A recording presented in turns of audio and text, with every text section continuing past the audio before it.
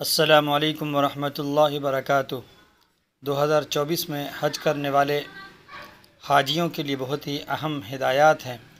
چند پوائنٹ ہیں جن کو میں آپ کے سامنے عرض کرتا ہوں۔ انشاءاللہ آپ کے حج میں یہ ویڈیو، یہ ہدایات بہت ہی معاون ثابت ہوں گے۔ حج اور عمرہ کرنے والوں پر واجب ہے کہ اپنے حج اور عمرہ میں اللہ کی خوشنودی، اس کے تقرب کو اپنا مقصد بنائیں۔ دنیاوی غرض یا فخر و مباحات سے دور رہیں۔ القاب یا ریاکاری اور دکھاوا سے پرہیز کریں۔ عموماً ہوتا یہ ہے کہ ایک بڑا کام ہے حج، ایک بہت عظیم الشان اللہ تبارک و تعالی کا عمل ہے، یعنی عبادت ہے۔ تو ایک بڑے سفر پر وہی لوگ جا سکتے ہیں جن کے پاس وسائل اور اسباب ہیں، یعنی جن کے پاس مال و دولت ہے۔ دکھاوا، نام و نمود اور ریاکاری دل میں پیدا کرنے کی کوشش کرتا ہے۔ ہمیں یہ سوچنا ہے کہ اللہ تبارک و تعالیٰ کا ایک حکم ہے جو ہم پورا کرنے جا رہے ہیں، اللہ اپنے فضل سے اسے پورا کروا دے، یہ ہمیں سوچنا ہے۔ اور اس کی پوری کوشش کرنا ہے کہ دل میں گھومنے کا ارادہ نہ ہو، دل میں دکھاوا اور بڑکپن، فخر کی کیفیت پیدا نہ ہو۔ اگلا پوائنٹ ہے، اگلی جو اہم بات ہے وہ یہ ہے کہ مسافر کے لیے مستحب ہے کہ اپنے مال، جائیداد، قرض اور لین دین کے بارے میں وصیت لکھے اور امانتوں کو مستحقین کے حوالے کر دے یا ان سے اجازت حاصل کر لے، اس لیے کہ موت اللہ کے ہاتھ میں ہے۔ ایک مبارک سفر پہ جا رہے ہیں، معلوم نہیں کہ واپس آئیں گے یا نہیں آئیں گے۔ موت و حیات کا کوئی ٹھکانہ نہیں ہے۔ مبارک سفر میں ہو سکتا ہے کہ مبارک موت حاصل ہو جائے، تو یہ ایک بہت بڑی بات ہے۔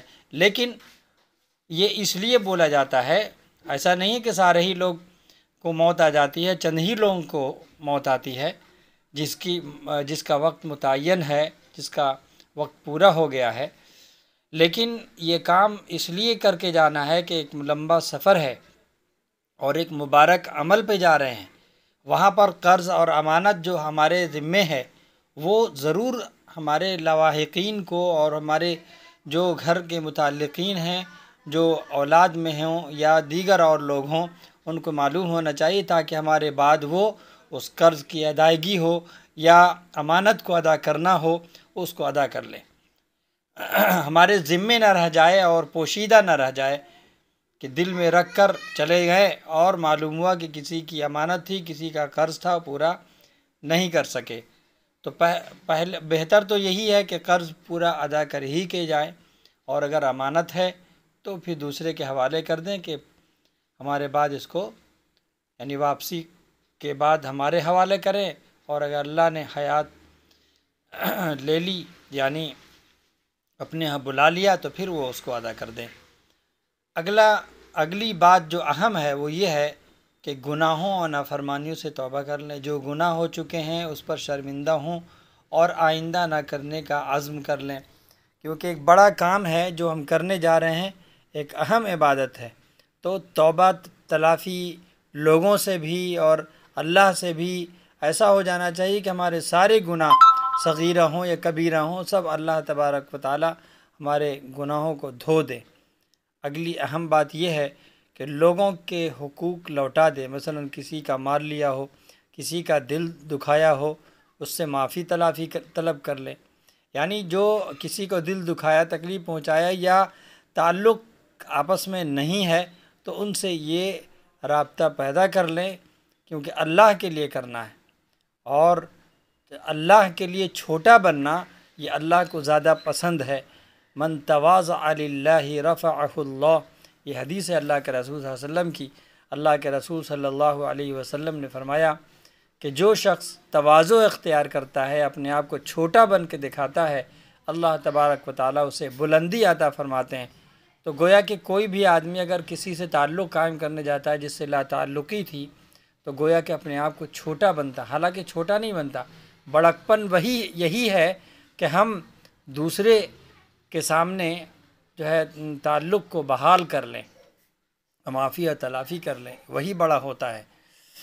اگلی اہم بات یہ ہے کہ اپنے حج اور عمرہ کے لیے حلال اور پاک مال کا انتخاب کرے، اس لیے کہ اللہ تبارک و تعالیٰ پاک ہے اور صرف پاک چیزوں کو قبول کرتا ہے۔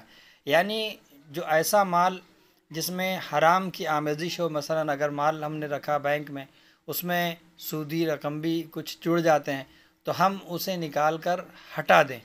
دوسری بات یہ کہ اگر کوئی ایسا راستہ جس میں شک ہو حلال اور حرام ہونے کا، اور وہ آمدنی کا ذریعہ ہمارے ہاں بنا ہوا ہے، تو ایسے مال سے بھی حج نہ کریں۔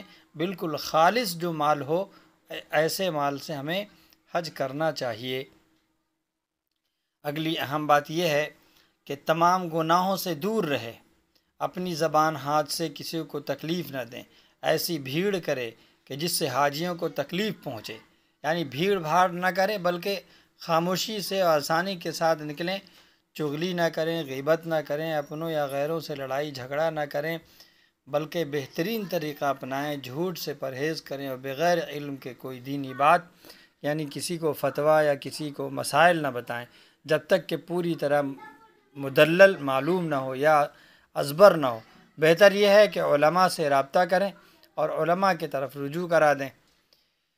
یہ چند اہم باتیں تھیں جو نہایت ہی ضروری ہیں اور اہم ہیں۔ ہم عبادت سے پہلے اور اس حج کے کرنے سے پہلے ہمیں ان اعمال کو ضرور کر لینا چاہیے۔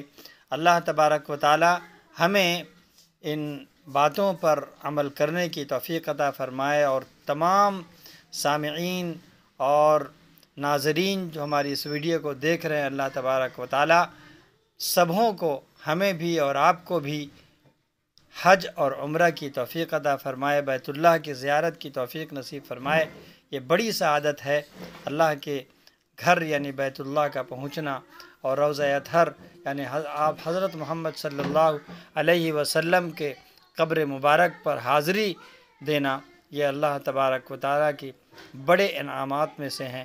اللہ تبارک و تعالیٰ ہمیں توفیق عطا فرمائے۔ پھر ملتے ہیں اگلی ویڈیو میں۔ والسلام علیکم ورحمۃ اللہ وبرکاتہ۔